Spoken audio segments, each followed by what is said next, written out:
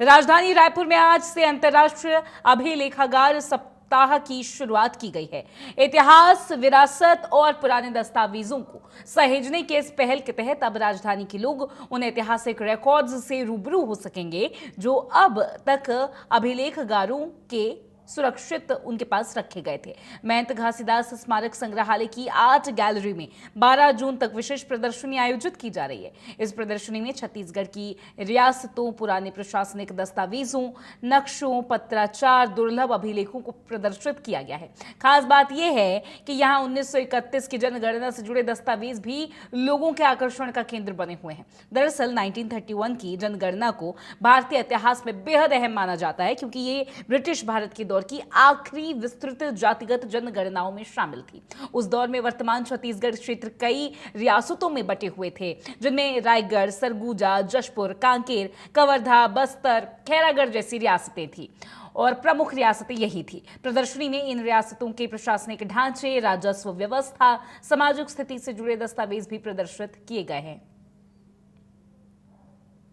अगर आपकी रुचि भी इतिहास में है, इतिहास को काफ़ी करीब से देखना चाहते हैं कि उस वक्त क्या कुछ दस्तावेज हुआ करते थे, कौन कौन से रियासतें हुआ करती थी, उनके झंडे क्या हुआ करते थे, उस वक्त किस प्रकार की कार्यप्रणाली हुआ करती थी, कैसे दस्तावेज जारी होते थे, क्या कुछ हैंडराइटिंग रहा करती थी, तो ये जानने के लिए आप राजधानी रायपुर के आर्ट गैलरी में आ सकते थे, जो कि स्थित है कलेक्ट्रेट में। और आज मैं आपको दिखाऊंगा क्या कुछ दस्तावेज हुआ करते थे और छत्तीसगढ़ के इतिहास की कुछ महत्वपूर्ण दस्तावेज भी आपको दिखाएंगे। मेरे साथ मैम मौजूद हैं। मैम, क्या कुछ कार्यक्रम आप लोग बना रहे हो, क्योंकि सप्ताह मना रहे हैं, क्या कुछ दस्तावेज है? अभिलेखागार सप्ताह मना रहे हैं, प्रतिवर्ष मनाया जाता है, ये विश्व स्तर पर मनाया जाता है और इस बार इसका समय है 8 से 12 जून।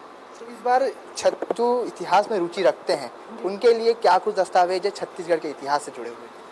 इस समय का जो थीम है वो है न्याय के लिए अभिलेखागार, अधिकार और स्मृति और भविष्य। तो हमारे यहाँ जो दस्तावेज प्रदर्शित किए गए हैं वे नीति, नियम और जो सरकार का जो निर्णय संबंधी जो आदेश था उसको यहाँ पर प्रदर्शित किया गया है। यहाँ पर जो दस्तावेज दर्शाया गया है वो जो रियासत थे, हमारे जो 14 रियासत हुआ करते थे बिफोर इंडिपेंडेंस, उस समय उसकी जानकारी है। और उस समय जो राजा थे सभी राजा अपने अनुसार अपने रियासतों के लिए झंडे बनाए थे। तो उनका झंडा किस तरीके से होगा, उनका नाप क्या होगा, रंग क्या होगा और उन झंडों में क्या चीज़ प्रदर्शित किया जाएगा, इस तरीके से उनका जो भी था उनकी जानकारी यहाँ पर है। और ये जो है ना, रायगढ़ स्टेट हुआ करता था, पहले स्टेट कहा जाता था, इसको राज्य का दर्जा दिया गया था, जिले नहीं बोलते थे उस समय। और उसमें ईगल को दर्शाया गया था। तो उनके अपने कुछ वो बने थे कि ईगल क्या चीज़ का प्रतीक होता है, तो प्रतीक स्वरूप। तो इसके लिए हमको पूरी जानकारी के लिए इनसे संबंधित सोर्स का अध्ययन करना पड़ेगा। रायगढ़ स्टेट का झंडा जो कि 1, 2, 3 कलर में दर्शाया गया था। तो अलग अलग रंग शक्ति का प्रतीक माना गया था, कि जैसे लाल रंग किसका प्रतीक है, पीला काहे का प्रतीक है, हरा काहे का प्रतीक है। ये सारे दस्तावेजों की जानकारी ना मतलब इसमें जो दिया गया है इसे पूरा डिटेल नहीं दिया गया है, इसके लिए हमको उस सोर्स में जाके उसको पढ़ना पड़ेगा। अगर देखा जाए इन दस्तावेजों की बात की तो सबसे पुराना दस्तावेज अभी वर्तमान में इस आर्ट गैलरी में कौन सा है? यहाँ पर 1930 की सबसे पुरानी वाली लगी है, जो कि जनगणना से संबंधित है। उस समय मध्य प्रांत में बरार हुआ करती थी और उस समय जब जनगणना हुई 1931 में, तो किस तरीके से तैयारी की जाएगी और उसमें क्या क्या चीज़ किया जाएगा, मतलब किस तरीके से परिणाम आएगा, उसको किस तरीके से टेबुलेटेड फॉर्म में लाया जाएगा लोगों के सामने, ये सारी जानकारी उस दस्तावेज में दर्शाया गया है। मैम, अगर देखा जाए तो रियासतों की बात की जाए तो सबसे एक सवाल आता है हर किसी के मन में कि सबसे पावरफुल रियासत कौन सी थी? यहाँ पर जैसे रियासतों के जो झंडे हमें दिखे, सबसे पावरफुल रियासत कौन सी थी और कौन से दस्तावेज है उसका?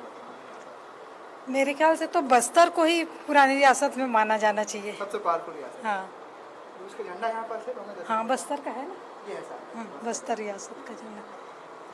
हुआ करता हाँ, था जो ही वही अपने देवताओं और उसके अनुसार उन लोग इसको मानते थे कि हमारी शक्ति का प्रतीक कौन है, अपने देवता और उनके जो भी थे आदिवासियों का, उसके अनुसार उन लोग इसको तय किए थे। तो बिल्कुल, जिस प्रकार से तमाम जो दस्तावेज जो उस वक्त इस्तेमाल हुआ करते थे, इतिहास में जो रुचि लोग रखते हैं उनके लिए एक बेहतरीन जगह जो है वो कहीं न कहीं यहाँ राजधानी रायपुर में बनाई गई है, जहाँ तमाम लोग जो इतिहास में रुचि रखते हैं उनके लिए तमाम व्यवस्थाएं, तमाम जो दस्तावेज है, तमाम झंडे जो है वो प्रदर्शनी में लगाए गए ताकि आप सभी इतिहास से रूबरू हो सके। कैमरा पर्सन रोमेश साहू के साथ सुधीर वर्मा, इंडिया न्यूज़, रायपुर। चलिए आगे बढ़ते हैं। सुकमा के